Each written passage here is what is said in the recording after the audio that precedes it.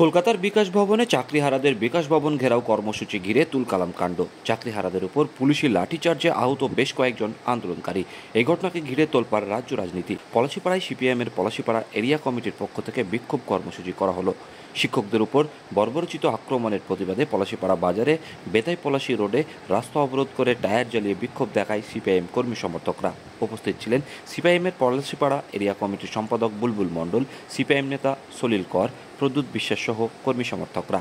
এর ফলে বেশ কিছুক্ষণ অবরুদ্ধ হয়ে পড়ে পলাশী বেতাই রোড। প্রায় 50 মিনিট ধরে চলে অবরোধ। শিক্ষা ব্যবস্থার উপর রক্তপাত করা হলো কেন?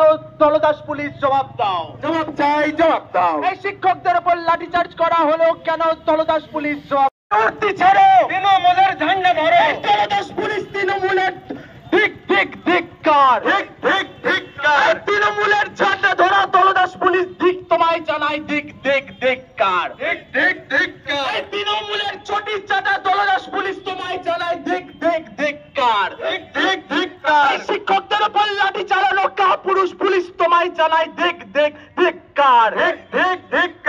মুখ্যমন্ত্রী পদত্যাগের দাবিতে আমাদের আন্দোলন চলছে, চলবে।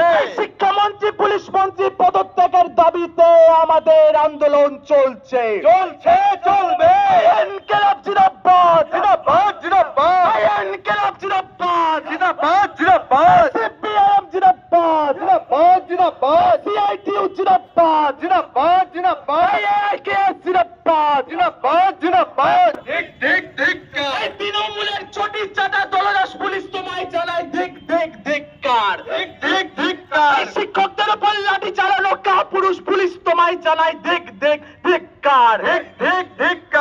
মুখ্যমন্ত্রী পদত্যাগের দাবিতে আমাদের আন্দোলন চলছে, চলবে। শিক্ষামন্ত্রী পুলিশ মন্ত্রী পদত্যাগের দাবিতে আমাদের আন্দোলন চলছে,